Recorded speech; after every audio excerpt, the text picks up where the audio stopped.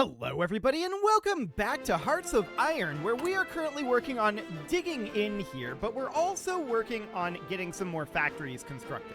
We're not working maximally on that. By no means are we working even primarily on building factories right now. We're just digging into our current position to entrench this and make sure that this is as good as it's gonna get. Eventually, we'll probably get to the point where we have so much construction ability that we're going to build land forts in every province that we own, eventually, but we're not at that point right now. So I do want to move up, let's see, what else do we have here? Delhi.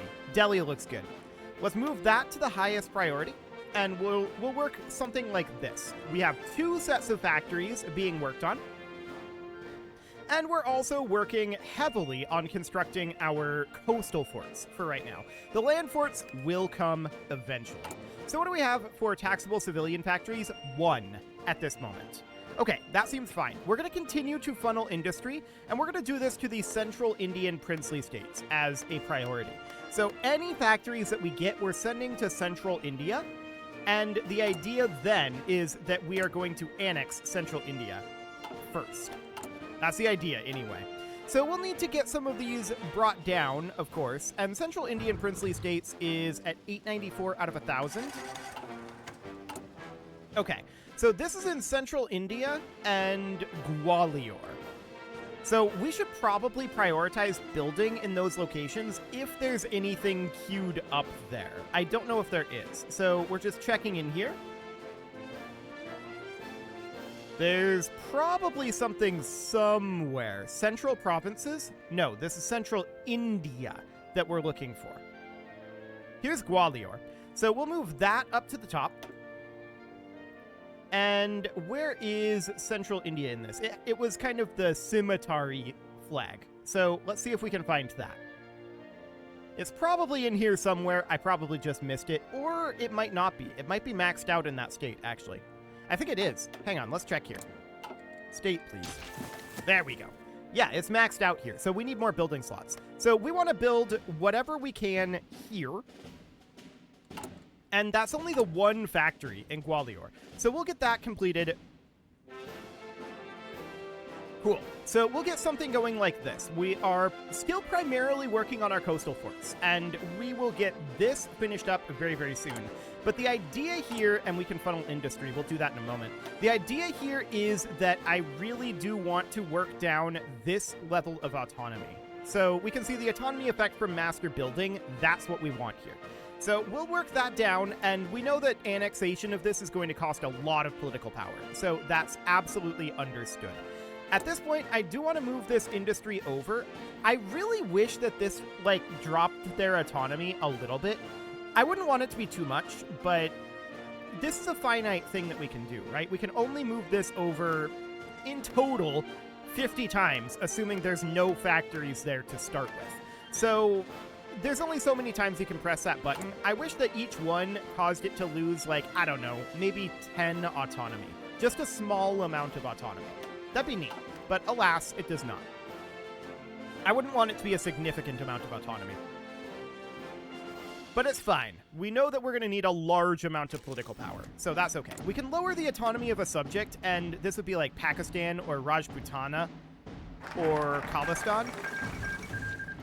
Okay, the French Commune was annexed. Eritrea has fallen. There's our purchasing of destroyers and subs. We'll look at that in a moment. So the question is, who here has the most amount of factories, right? So Pakistan is up over here, but I think they also have territory over here. Yeah, Pakistan is a little awkward that way. There's not that many factories queued up there, and well, actually there's a lot queued up. There's not that many built. So that seems good. We don't really want to do Pakistan then. What about Rajputana? So that's these guys right here.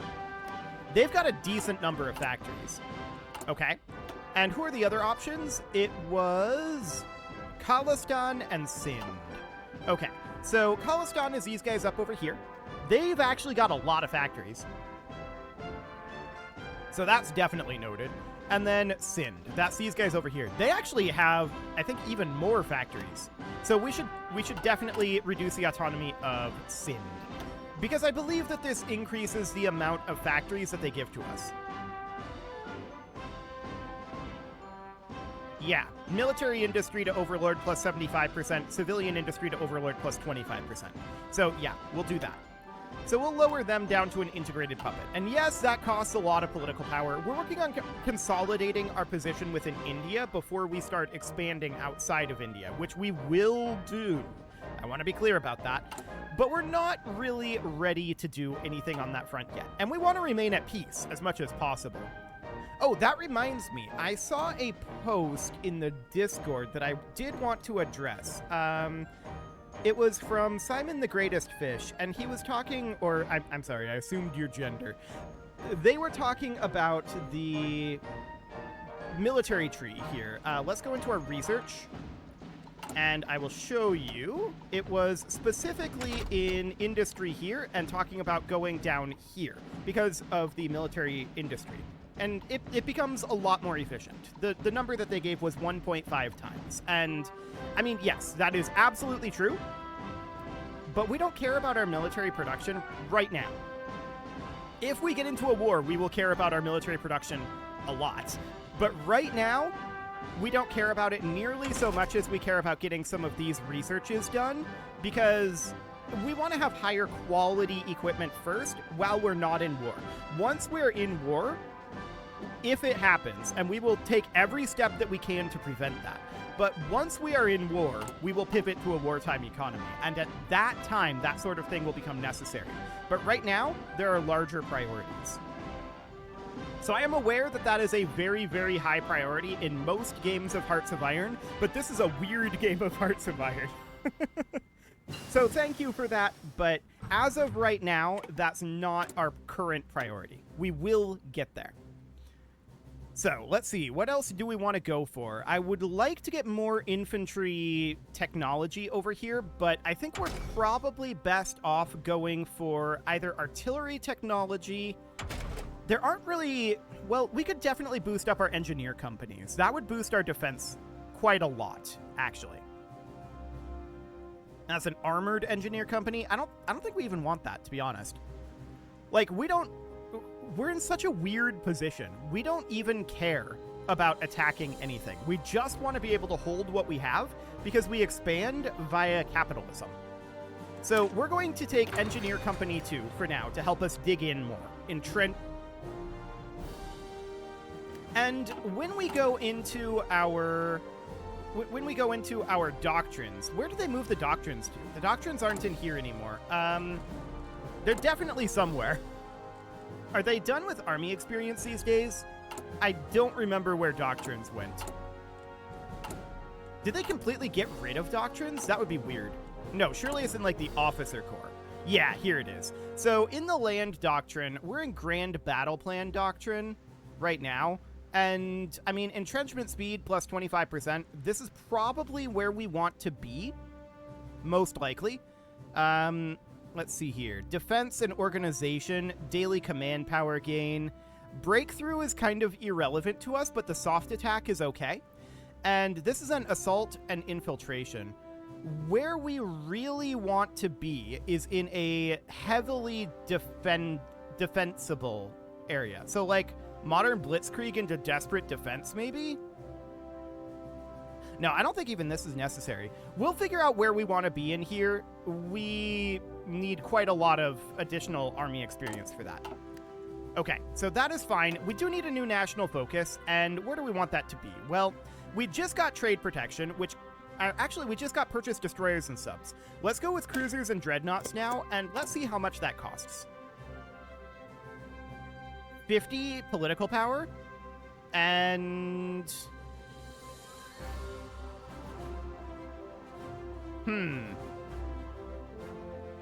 They don't have enough opinion of us.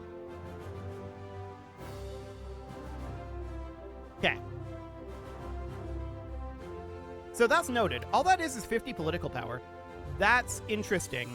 I expected that to cost factories. Huh. Well, that's fine. So we do have our officer corps that we could modify. For the moment, we could add spirits of the army and such. This is relatively fine. Actually, tenacious defense is probably pretty good. Yeah, I'm thinking we go for tenacious defense. because we just want to hold the line. There's advanced land forts finishing, and we got another tech as well. I didn't actually see what that was, but advanced coastal fortifications will be something we want to take. And then we want to go into... Okay, we're still working on that. That was fine for now. Oh, and by the way, we'll be able to get through these pretty quickly when the time comes. We're just not quite there yet. Okay, so that's not done yet. It was this. Okay, so that's fine. We could definitely start going this direction, but to be honest, I don't think we need anything for, like, mechanized infantry. I don't think mechanized infantry are a necessity at all for us. We could get Marines, but again, Marines are really more of an offensive thing than a defensive thing. So a lot of Hearts of Iron is really, really focused around, like, taking territory by force. And that makes sense, given the time period, right? And the theme of this game. We're playing this upside down and backwards. So, this is going to be kind of strange. No doubt about it. Let's take another level of military police for now. That'll help our suppression, which will be very useful for us as we start to expand. It's not terribly useful to us yet, but it will get there. Now, what are we at for taxable civilian factories? We are at 2. Okay. Let's just go ahead and funnel both of these over to the central Indian princely states. So there's one, and then... where's the other one? It might have a bit of a cooldown on it. Sudan declared war on the United Kingdom. Okay. I mean, the UK doesn't have much left. It was mostly taken over by the British Empire. So maybe Sudan could... Oh, wow. Sudan's actually pretty big. How strong are they? I mean, we don't know much about them. Okay. Well, there's fuel refining 2 finishing. Now, I don't feel like we need that much more fuel right now, although exporting the fuel is not bad. That's for sure. So we could continue to go down the fuel line, the fuel refining tree, and that is absolutely fine. We can certainly do that. Yeah, I think that's okay. Let's do that for now. Central Indian princely states, yeah, this has a small cooldown on it, maybe like a week or so. Let's go ahead and do that for now, and that puts us back at 1 taxable civilian factory, which is the amount that we want to be at for right now. Okay, so we're working on these coastal forts. They will eventually finish, and like I said, we're probably going to end up massively fortifying this entire area and turning any attack on us into the world's largest attrition war, which will be hilarious. But for now, we're not terribly concerned about it. But that will be really funny when that happens. We'll see if anybody even wants to attack us. Honestly, it's kind of a terrible idea, I feel like. They should not attack us. Like, we have 1.22k monthly manpower growth right now, and we're on volunteer-only conscription. Like, this is insane. So there's cruisers and dreadnoughts ready to be purchased. So at this point, we can't go this route. We could do circumvent restrictions, which would give us mobilization speed. But honestly, we don't really need that right now. We can keep this in our back pocket as kind of an emergency button. We can press this button if we get declared on, and we change our... We change our conscription law to, I don't know, like, ideally it would be probably something like extensive conscription. That would be where we'd want to sit. But that would be a lot of political power to do that right now. That's absolutely understood. 216% from being an agrarian society? Well then, we might be able to get rid of that. But yeah, if we were to move this up to extensive conscription in the event of a war, and then press this button right here for that sweet, sweet 50% mobilization speed, that would allow us to just absolutely flood the enemy. So that seems good. Now, as far as this goes, night shifts here would boost our factory outputs by 10%, which is not bad. Our factory outputs are not tremendous right now. A 10% boost would help a little bit, but that 5% consumer goods factor is why we've avoided this until now. Now, productivity mandate, I don't think we want this. Like I said before, this is really only if we're planning on shifting around what we're making in our factories a lot. I don't tend to play that way. So I don't think that we're interested in doing that. So we'll probably go for night shifts and then mass production. Again, though, that reliability, that's a little painful. This is if we really want to spam out the equipment, which is probably something we ultimately want to do. So there's that. For now, though, I'm currently thinking that maybe we should come up over here and grab Great Indian Peninsula Railway, which would allow us to get some of this stuff up over here.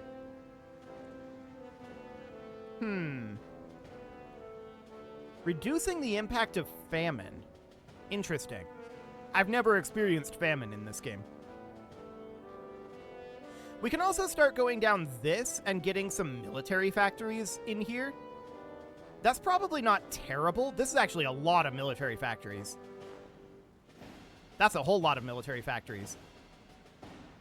And then, yeah, that would be support artillery.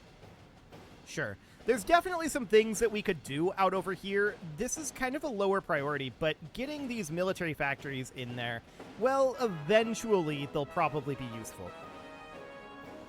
I'm just thinking here about building slots, but okay, I guess we'll do this for now. We'll go for military pensions and start working down that tree. We're starting to run out of things that I want to grab with like a really high priority, so that's okay. So we'll continue to work on that for now, and we can funnel more industry to the central Indian princely states. The idea here is we're just looking to get these two states fully maxed out, and then we'll get them annexed. We're going to focus on these one state at a time. In the meantime, we'll build in the background, of course, and we'll work on getting all this done. Now, these coastal forts, they're going to keep going for a while here. Yeah, all the way down to here. So roughly half of our constructions that we have queued up here, not counting the numbers, right? The number of entries, the number of states we're constructing a particular type of construction in. Roughly half of that is coastal forts. But these build very quickly. I believe we determined that it was like 1 per 4 days. Let's see, this one just started and is at 15 out of 15. So we can see that that's going to be done. Actually, that one's in 10 days. If I recall correctly, actually, the way that the forts work is the first level is really, really fast to build, and then as you get more levels, it slows down, if I remember correctly. So that makes sense. That's absolutely fine. So we've got a lot of levels of fort to build here, that's for sure, but we're still working on our investments at the same time. And we could definitely work on more investments here, but ultimately, I think we're going pretty okay. We're up to 2 civilian factories that are taxable again. Let's go ahead and send one to the central Indian princely states. Perfect. So up over here, we can see we can do 1, 2, 3, 4, 5, 6, 7. Those are 5 per row, so an additional 8 here. Okay, so that's 15 total factories that we can funnel into the central Indian princely states. That seems fine. So that means we'll have that done relatively soon. At the current rate, we're building like 2 civilian factories per month. So that, of course, means it's going to take us like 8-ish months in order to get that maxed out. But that rate, we're constantly gaining more and more factories. Because remember, moving these in here, we don't lose the factory exactly. It mostly just goes out of our control-ish, and then still comes back to us. We're kind of doing tax fraud here. That's the idea. Excellent. So it just finished up another factory. That, of course, is not a taxable one. So that we must assume is going into civilian goods. Yeah, this is currently 22%, or 22 factories, rather. Now, one thing I'm wondering is, okay, there's military pensions finishing. Are we capped at 10%? Let's do some math here. Our base expectation is 15, minus 25, minus 10, minus 21%. Factors multiplied together, 53%.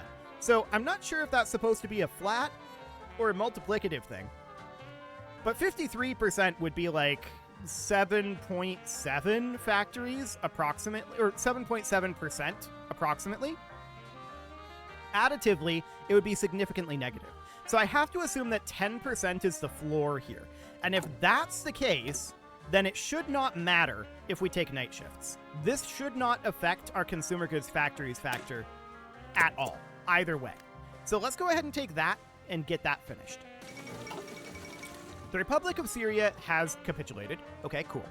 And yeah, now we have a taxable civilian factory, so let's move that into the Central Indian Princely States. Looks excellent. Now, another thing we could do in order to build up additional autonomy here, or rather reduce the autonomy further. We could lend lease, we could build kind of pointless buildings like levels of airbase or anti-air or radar stations. Those are things that we can definitely do in these areas. But I'm not sure that we want to do that yet. I think we'll maybe come back to that one. So that seems good for now. We can see our political power is going up by about 0.5 point per day. It's not fantastic, but we'll continue to work on that. Of course, half of our political power is going into our focuses. So that on its own is going to be a fair amount of political power. We do need to bring our stability up. It is naturally rising, so that's okay. We're currently at 28% stability and rising. So for the time being, I'm okay with playing the long game on that. And I'm just checking in on our factory constructions. In Delhi and Bombay, things are going fairly well. Okay, Transjordan has capitulated. Sure, that's fine. And we'll funnel some industry over to the Central Indian Princely States once again. Excellent. You can see here, we're up to 194 factories now. That's going very well. How are our researchers doing? Okay, we're going to be finishing some of this up pretty soon. So that looks good. If we look at what we're currently actually producing, we're going to get an upgraded weapon here, which is good. Support equipment is going to be support equipment, and that's pretty much all there is to it. We are, of course, significantly lacking some resources for this, and that's fine-ish. It's fine-ish. Purchase request from the People's Republic of Spain. Yes, we accept that. We sell to everyone. This is how this works. If they want to buy our equipment, we will sell it. Even equipment we don't have. The Suez Canal has been blown. That's not ideal. So, to that end, we definitely need to get some more factories running here, although it's not really number of factories that's the issue. The real issue here is, in fact, resources. We're exporting 90% of our resources, which is a lot. That's for sure. That's a whole lot. So that's understood. Let's funnel more industry to the Central Indian Princely States. That'll be fine. And we can lower the autonomy of a subject. This would be Khalistan, which we determined was going to probably be the most likely one here. Yeah, Pakistan and Rajputana. It's going to be Khalistan. We determined that previously. So that looks good. We'll go ahead and drop those down. And now we're up to 195 factories. Of those, 161 are civilian. So that's looking very good. There's only one taxable civilian factory right now. The end of the fiscal year is in about 6 months, so that's understood. And let's just continue working on constructing away. Okay, we have a free military factory. I'm not surprised about that. To be honest, this military factory is not very useful. Getting more military factories is definitely not tremendously useful right now. And that is why I'm kind of hesitant to go into this up over here, because we just don't have the resources for it. Like, sure, we can get, hang on, it's this up over here. No, it's this.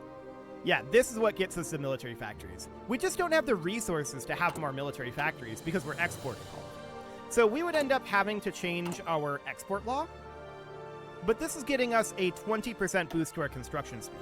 So if we were to put on, like, limited exports, that would be a huge boon to us in that regard. But it would also cut our construction speed and our research speed quite a bit, I think. Yeah. Well, this is industrial research only. But yeah, that would be painful for us. That trade extra resource per factory +1 is pretty neat as well. I think that only affects import, though, now that I think about it. Now, we could certainly run some imports. That's a thing we could do. We could import some aluminum, and that would be... Let's see. This would be, yeah, aluminum from France.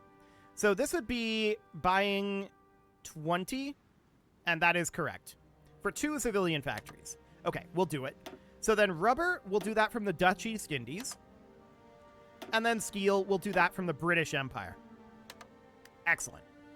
So we'll get those imports done. That'll be fine. Engineer Company 2 just finished, and we of course need to change our infantry equipment over to the Sten Mark II.